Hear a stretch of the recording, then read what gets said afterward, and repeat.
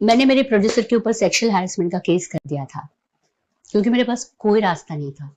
वो झूठ था। सभी को राम राम। भारत का कानून सिर्फ हम लड़कों पर ही क्यों ऐसा करता है? आज मैं अपने दिल की बात आपसे साझा कर रहा हूं।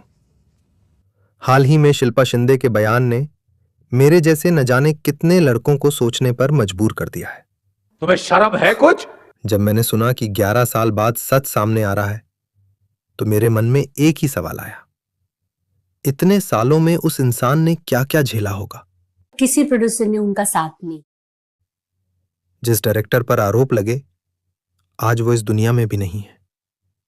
कोई अपनी बेगुनाही साबित भी कैसे करे जब वक्त ही उससे छिन जाए। सच कहूं तो आज के बहुत से लड़के रिश्तों और शादी को लेकर डर महसूस करते हैं।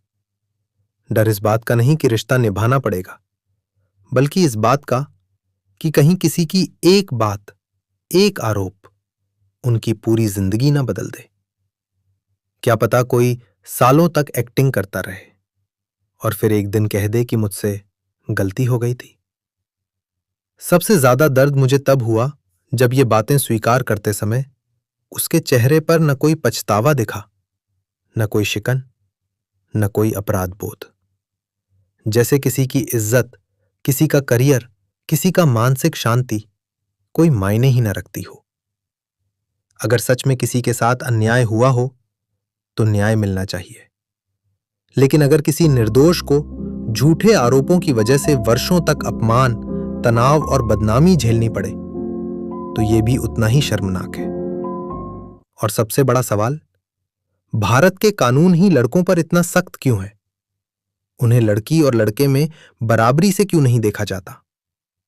अगर लड़की कुछ भी बोल दे तो वो बस सच मान लिया जाता है, भले ही उसका कोई सबूत हो या ना हो। लड़के को जेल जाना पड़ता है, उस पर एफआईआर होती है, लेकिन अगर लड़का कुछ कहे तो उसे कोई सुनता ही नहीं। ये कितनी बेइंसाफी है। मैं सभी लड़कों से कहना चाहता हूं जो अभी कुंवारे हैं, सिंगल हैं या शादीशुदा हैं, आपकी इस बारे में क्या राय है? कृपया कमेंट करके बताएं।